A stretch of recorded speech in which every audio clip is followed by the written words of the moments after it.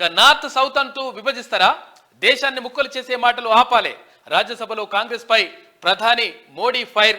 విభజన వాదంతో దేశ భవిష్యత్తుకు ప్రమాదం ఉంది అని చెప్పేసి ప్రధానమంత్రి నరేంద్ర మోడీ అంటా ఉన్నారు. నిధుల కోసం ఢిల్లీకి వచ్చి ధర్నాలా? ఒక రాష్ట్ర ప్రభుత్వం జాతీయ పార్టీ ఇలా చేయడం దారుణం. మా బొగ్గు మాకే, మా ట్యాక్స్ మాకే అంటే ఎలా? ఇదెక్కడి న్యాయం? ఇట్లయితే దేశం నడిచేది ఎట్లా? అన్ని ప్రాంతాలు అభివృద్ధి చెందితేనే దేశం ముందుకెళ్తుందన్న ప్రధానమంత్రి నేడు ఒక ప్రత్యేక విషయం పైన నా బాధను తెలియజేస్తున్నా. రాజకీయ ప్రయోజనాల కోసం దేశంలో నార్త్ సౌత్ ప్రాంతాల మధ్య ప్రజలను విభజించేలా కాంగ్రెస్ నేతలు స్టేట్మెంట్లు ఇస్తున్నారు.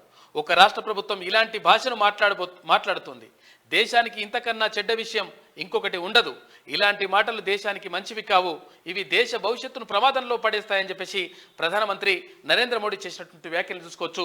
ఇక్కడ నార్త్ సౌత్ అంటూ అంటే ఇక్కడ ఉత్తర భారతదేశం దక్షిణ భారతదేశం అని చెప్పడం కరెక్ట్ కాదు.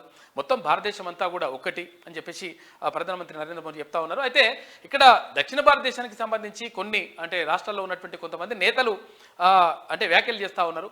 ఎందుకంటే దక్షిణ భారతదేశం వివక్షకు గురవుతా ఉంది, అభివృద్ధికి నోచుకోవట్లేదు. అయితే ఇక్కడ ఫండ్స్ కేటాయింపు ఏదైతే కేటాయింపులు ఉంటాయో ఆ కేటాయింపుల్లో నిర్లక్ష్యం గురవుతా ఉంది, తర్వాత వివక్షకు గురవుతా ఉంది. దీనివల్ల దక్షిణ భారతదేశానికి ఫండ్స్ సరిగా రావట్లేదు అనేటువంటి వాదనలు వినిపిస్తూ ఉన్నాయి. ఈ నేపథ్యంలో నార్త్ సౌత్ అనేటువంటి మాటను మాట్లాడొద్దు. అందరికీ సమానంగా చూసుకుంటాం. ఒక శరీరంలో ఒక భాగం ఎక్కువ ఒక భాగం తక్కువ అనేటువంటి విషయం ఉండదు. కాబట్టి దేశంలో కూడా అలాగే ఉంటుంది. అన్ని రాష్ట్రాలను కూడా సమానంగా చూస్తామనేటువంటి మాటను ప్రధానమంత్రి నరేంద్ర మోడీ చెప్తా ఉన్నారు.